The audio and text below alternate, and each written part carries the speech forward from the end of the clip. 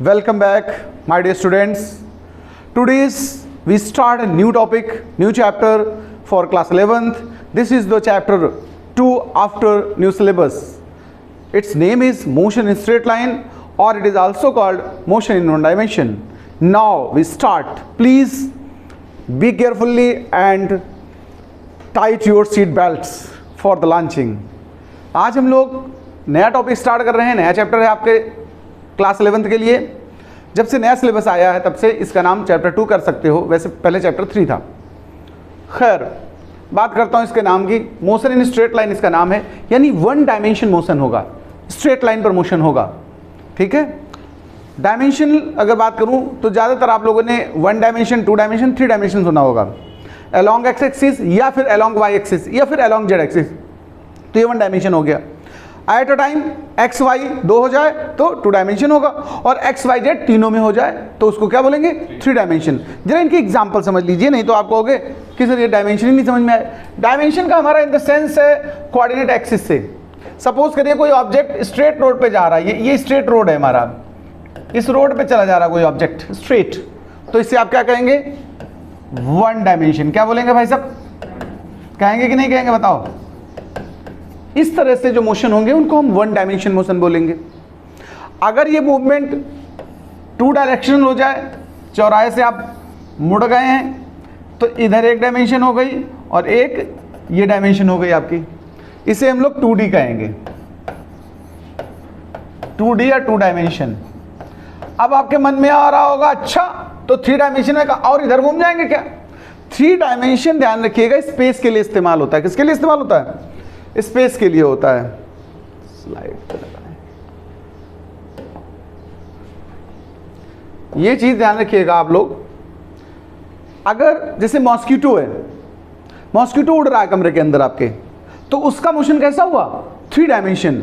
वो एक्स भी जा सकता है, वो वाई भी जा सकता है और वो जेड भी जा सकता है। ओके, कोई बर्ड है स्पेस में फ्लाई कर रही है तो उसका डायमेंशन कैसा होगा, 3 डायमेंशन। ओके, 3 डायमेंशन में 3 एक्सेस होते हैं, x y and z, x axis, y axis, z axis, ये ओरिजिन कहलाएगा। ठीक है, फिलहाल अभी हम 2D भी नहीं पढ़ रहे हैं, 3D भी नहीं पढ़ रहे हैं, हम पढ़ने जा रहे हैं कौन सा, 1 डायमेंशन।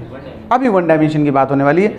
इसके बाद जो चैप्टर आएगा मोशन इन प्लेन, वहाँ हम लोग 2 डायमेंशन सीखेंगे, तो खैर बाद में बात करेंगे। फिलहाल आइए वापस फिर से बैक हेडिंग पे आते हैं। हेडिंग हमारे पास क्या पड़ी हुई, जरा इसको देख लीजिएगा एक बार फिर से। मैंने हेडिंग में डाल रखा है मोशन इन स्ट्रेट लाइन और मोशन इन 1 डायमेंशन। ओके, अच्छा बस एक क्वेश्चन क्रिएट हुआ, व्हाट इज मोशन, मोशन क्या है और रेस्ट क्या है, जरा मैं अब आपसे ये पूछना चाहता हूं। ठीक है, व्हाट इज मोशन, तो मोशन की डेफिनेशन अगर हम आपसे पूछते हैं तो क्या मुझे आप बता सकते हैं मोशन होता क्या है, कोई बताओ भाई। हाँ, sir changing of surrounding with respect to time is known as motion. या व्हाट आर यू सेइंग। अच्छा, आप कुछ देखिए, मैंने क्वेश्चन क्रिएट किया है कि are you at the time of study in motion और rest. Some student says that she and he are in rest and some other said that she and he are in motion, but few students said that depends on the condition। देखिए यही चीज satisfied करने वाली बात है। अब आपको कुछ भी लग रहा हो, फिजिक्स को क्या लग रहा है उस पर बात करते हैं। मोशन या rest, these are not absolute term, ये इंडिपेंडेंट टर्म नहीं है। एक ही ऑब्जेक्ट एक ही टाइम में रेस्ट में भी हो सकता है, मोशन में भी हो सकता है, डिपेंड करता हमने उसका किसका रिस्पेक्ट लिया। मैं एक सिंपल एग्जांपल बताना चाहता हूं। आप आजकल इस समय बहुत लोग जा रहे हैं छुट्टियों में घूमने टहलने, ट्रेन में बैठे हैं। अब आप ट्रेन में बैठे हैं, राइट, और ट्रेन चल रही है। ट्रेन में जो आपके सामने पैसेंजर बैठा हुआ है, अगर उसके रिस्पेक्ट में मैं आपसे पूछूं तो आप किस में हैं, रेस्ट में। लेकिन अगर आप खिड़की से बाहर देख लें, जो ट्री खड़ा है, कोई बिल्डिंग खड़ी है, प्लेटफॉर्म है, उसके रिस्पेक्ट में आप मोशन में है कि नहीं। At a time any object will be in rest और motion depend on the surrounding chosen by that. जैसे डेफिनेशन को अगर यहीं पर मैं सेटिस्फाइड करना चाहूँ, सुनिए जरा, मैं डिफाइन करता हूँ, आप समझ लीजिएगा फिर नोट करिए। हाँ, नोटबुक और पेन निकाल के जरूर रख लिया करिए। बात करता हूँ डेफिनेशन ऑफ मोशन। तो पहले तो यहाँ पर ये कहूँगा, if any object changes, if any object changes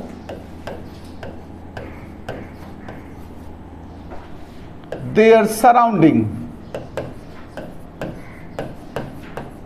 यहां ये टर्म बड़ा इंपॉर्टेंट है, surrounding, changes their surrounding with respect to, changes their surrounding with passage of time, ये बेटर रहेगा, with passage of time। देखिए मेरी बात को फिर सुनिए, अगर कोई ऑब्जेक्ट अपनी सराउंडिंग के रिस्पेक्ट में टाइम पास होने के साथ साथ पोजीशन चेंज कर रहा है तो वो रेस्ट में, वो मोशन में होगा उस सराउंडिंग के लिए, सबके लिए नहीं होगा। If any object changes their surrounding with passes of time then that is in motion with respect to that surrounding। Rest and motion both are respective term। मतलब सुन लीजिए, मैं एक एग्जांपल दे रहा हूं अभी यहां पर फिलहाल। देखो, हम जब भी रेस्ट या डिफाइन करें या मोशन को डिफाइन करें तो एटलीस्ट टू टर्म हमारी डेफिनेशन में जरूर होने चाहिए, पहला सराउंडिंग और आखिरी पासेज ऑफ टाइम। ओके, देखिए अगर हमने किसी पर्टिकुलर सराउंडिंग के रिस्पेक्ट में पोजीशन नहीं चेंज की है तो हम रेस्ट में हैं उस सराउंडिंग के लिए, और अगर हमारी पोजीशन चेंज हो रही है तो हम किस में हैं, मोशन में हैं फॉर दैट सराउंडिंग। जैसे अभी आप क्लास में बैठे हुए हो, अभी आपका जो सराउंडिंग यहाँ पर है, सीट है, बेंच है, फैन है, एसी है, बोर्ड है, ये सब चीजें आपकी सराउंडिंग है ना, इनके हिसाब से लगातार टाइम पास होता जा रहा है और आपकी पोजीशन चेंज नहीं हो रही, then you are in state of rest with respect to this surrounding, but you are in motion at this time also with respect to moon. Moon के हिसाब से तो आपकी चेंज हो रही ना। अगर मून का सराउंडिंग ले ले, बोलो भाई जी, अर्थ रोटेट कर रही कि नहीं कर रही, आप उसी का तो पार्ट है कि तुम अपने आप इनर्शिया लेके बैठ गए अलग से। We are the part of the earth. Okay, moon के, सन के, स्टार्स के रिस्पेक्ट में। अच्छा चलो बाहर नहीं जाते हैं, कुछ लोग कह रहे हो अच्छा सर इतनी दूर तक हम देखें, अब मून की बात कर रहे हो, अरे यहाँ धरती पे रहो तो क्यों यही बात कर लेते हैं। ये जो बाइक अभी यहाँ से निकलती है ना, अगर उसको हम सराउंडिंग ले लें अपनी, तो जैसा टाइम पास हो रहा वो बाइक आगे बढ़ती चली जा रही, डिस्टेंस चेंज हो रही, पोजीशन चेंज हो रही कि नहीं चेंज हो रही, तो उस बाइक के रिस्पेक्ट में भी आप मोशन में हो भाई साहब। क्या बात करते हो, ठीक है। एक और एग्जांपल दे देते हैं। अब ये तुम लोग कहोगे कि सर बदतमीजी वाली फिजिक्स ना पढ़ाएं, देखें जरा, बहुत लोग कहेंगे सर ऐसा तो पहली बार आप बता रहे हो। देखो जरा एक मिनट, ये रेलवे लाइन है, क्या ये रेलवे ट्रैक है, ये बिछा दिया हमने ट्रैक। मुझे देर नहीं लगती काम करने में, फटाक से ट्रैक बिछा दिया, इतनी स्पीड तो किसी कंपनी की नहीं होगी। अब इसको मैं ट्रेन भी चला देता हूँ, ठीक है। एक गाना आया था, मैंने बहुत बचपन में सुना था, महिलाएं गाती हैं, कोठे ऊपर कोठरी में उस पर रेल चला दूंगी। सुना कि नहीं सुना है? ये सुना कि नहीं सुना आप लोगों ने? सुना नहीं है प्रवीण? सुना है, याद भी होगा इनको। लड़कियां अपनी सासू माँ को, ननद को डराने के लिए गाना याद करके जाती हैं बचपन में, और जब पहुंचती है ससुराल तो पहला गाना, जैसे वहाँ सब लोगों का बिटिया गाना सुनाओ, बहू गाना सुनाओ, तो उन्होंने शुरुआत कर दी, कोठे ऊपर कोठरी मैं उस पर रेल चढ़ा दूंगी, और अगर सासू नहीं मानी तो पता नहीं क्या करवा दूंगी, है ससुराल नहीं माना तो जेल पहुंचवा दूंगी। इतनी धमकियां दे देंगी गाने के माध्यम से कि सास ससुर सुन के डर जाएंगे, कहेंगे भैया पैर छुओ इसके, सुबह उठेंगे पैर छुएंगे, शाम को उठेंगे। तो कहने का मतलब, खैर चलो, तो बात करता हूँ ये, चलो सपोज करो एक ट्रेन है, 3 वैगन मैंने ऐसे बना दिया, आपको समझाना है बस, केवल सिंपल, सॉरी इसलिए मैं इसको समझा रहा हूँ, ऐसे ही एक एग्जाम्पल समझाना चाहता था मैं, इसलिए मैं ट्रेन बना रहा हूँ। अब वो ट्रेन जैसी बने या न बने, या महात्मा गांधी की वो ट्रॉली बन जाए, वो अलग बात है। एक कॉन्सेप्ट वाइज हम बना रहे हैं, ठीक है। कुछ लोग कह रहे हैं ये कैसी ट्रेन है, अरे ये पुराने जमाने वाली है, स्टीम इंजन वाली भाई। अब तुम लोगों ने आज की आधुनिक ट्रेन देखी है, ये मैंने कौन सी बनाई है, स्टीम इंजन वाली, ठीक है। ये ट्रेन चल रही है, ओके, और इस साइड में एक प्लेटफॉर्म है, ये क्या है, प्लेटफॉर्म है। मैं एक क्वेश्चन क्रिएट करता हूं, प्लेटफॉर्म को मैंने सपोज करो बी नाम दे दिया है और ट्रेन को मैंने ए नाम दे दिया है, okay.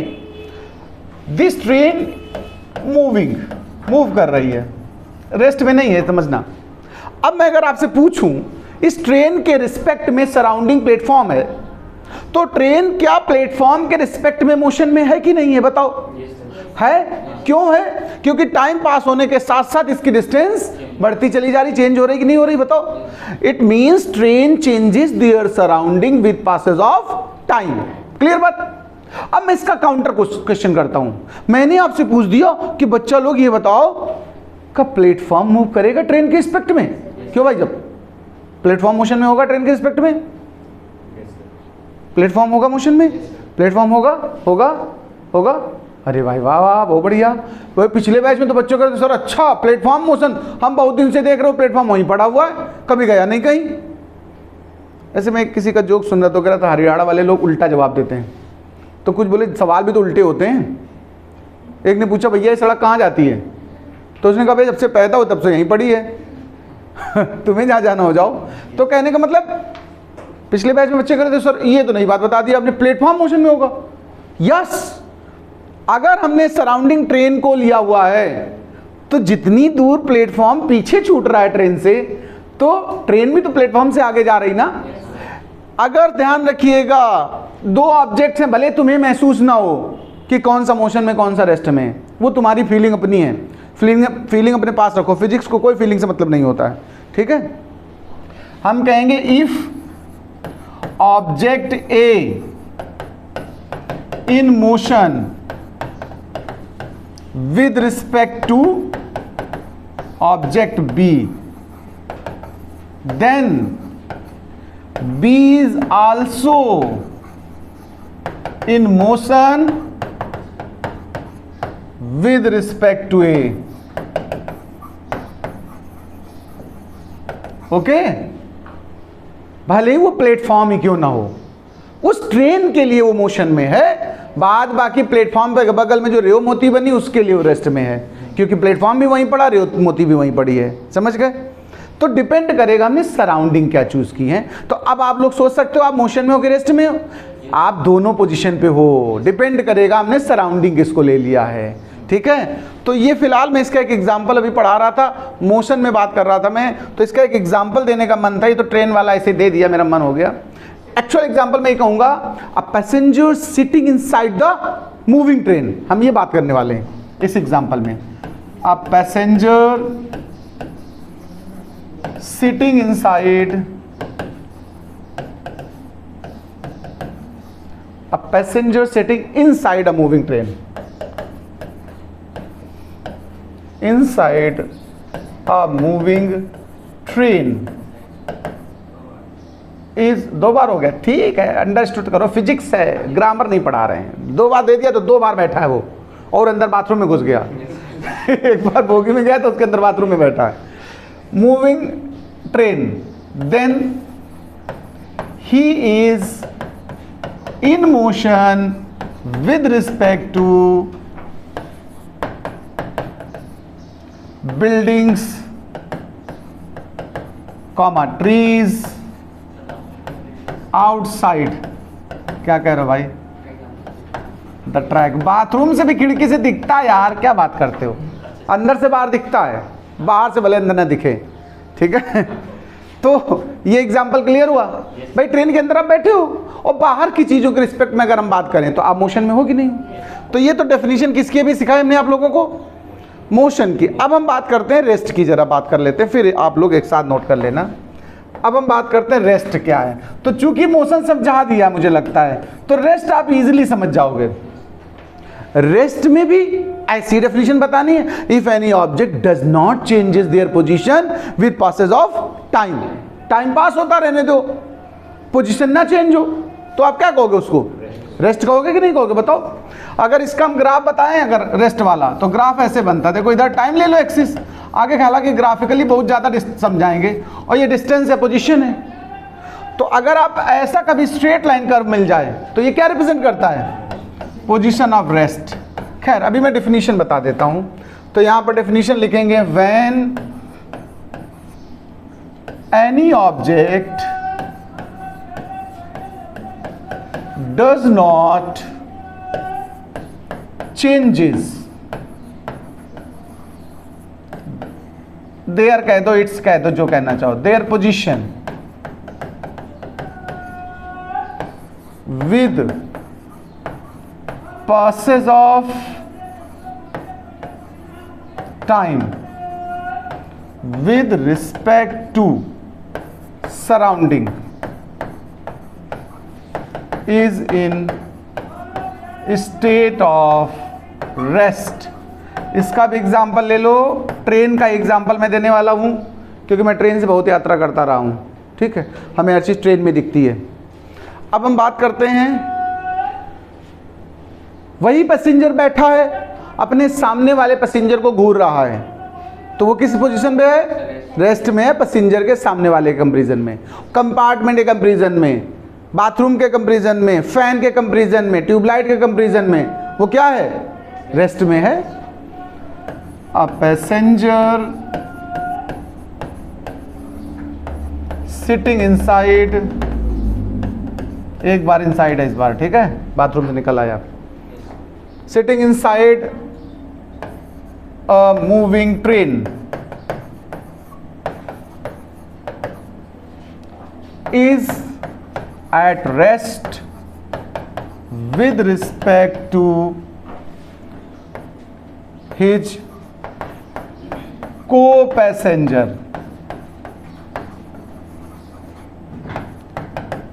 sitting in same train. बताओ भाई जी, ये बातें समझ में आ गई कि नहीं आ गई? रेस्ट और मोशन की डेफिनेशन हो गई है प्रॉपरली। एक टर्म और आता है, बार बार वर्ड आ रहा, पोजीशन पोजीशन पोजीशन, आ रहा कि नहीं आ रहा? ये पोजीशन